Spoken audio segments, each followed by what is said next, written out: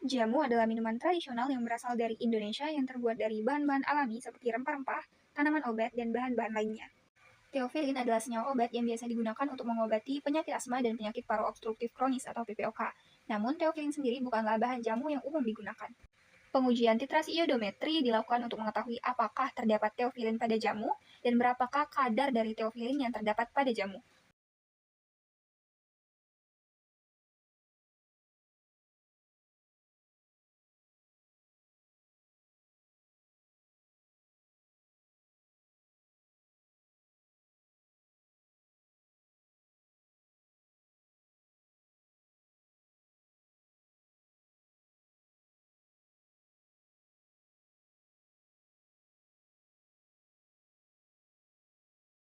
Pembakuan larutan natrium tiosulfat. 10 ml larutan KiO3 0,1 N ditambahkan dengan HCl 4N sebanyak 2 tetes.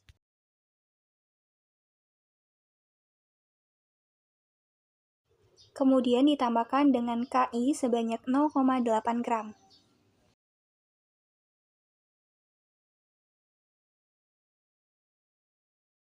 Dikocok larutan natrium tiosulfat 0,1 N tadi sampai berwarna kuning muda. Kemudian ditambah dengan 2 ml larutan indikator amilum 0,5%.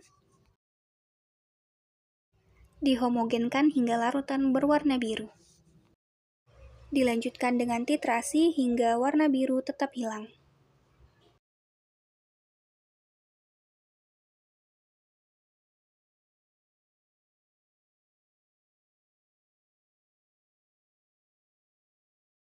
Volume natrium tiosulfat yang habis bereaksi sebanyak 1,6 ml. Penetapan kadar teofilin pada jamu. 250 mg jamu dimasukkan ke dalam Erlenmeyer.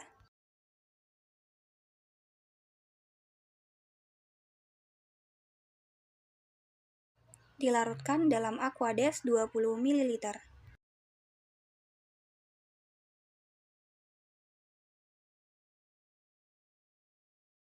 Kemudian ditambahkan dengan 5 ml asam sulfat 4N.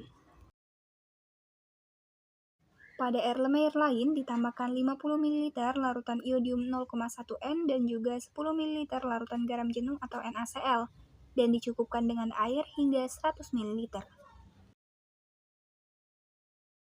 Ditambahkan larutan jamu ke dalam larutan iodium. Diukur 20 ml larutan untuk dititrasi dengan natrium tiosulfat.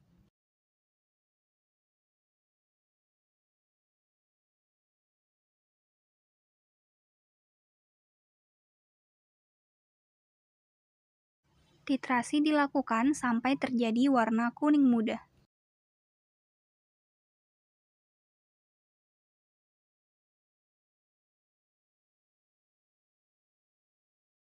Kemudian ditambahkan dengan indikator amilum. Dihomogenkan sampai larutan berwarna biru. Kemudian dilakukan titrasi kembali dengan natrium tiosulfat hingga warna biru menghilang. Didapatkan volume natrium tiosulfat yang habis bereaksi sebanyak 3 ml. Hasil perhitungan penetapan kadar teofilin pada jamu didapatkan persen kadar sebesar 147,2%. Dengan perhitungan yang dapat dilihat pada layar.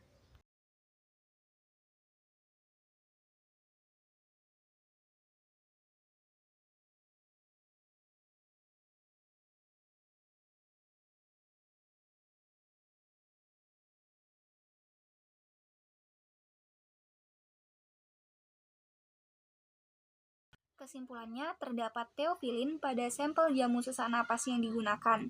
Jamu yang merupakan minuman herbal yang terbuat dari bahan alami, sebaiknya tidak didapati adanya teofilin. Penggunaan teofilin dalam jamu atau obat tradisional tidak disarankan karena dapat menimbulkan efek samping yang berbahaya jika dosisnya tidak dikontrol dengan baik.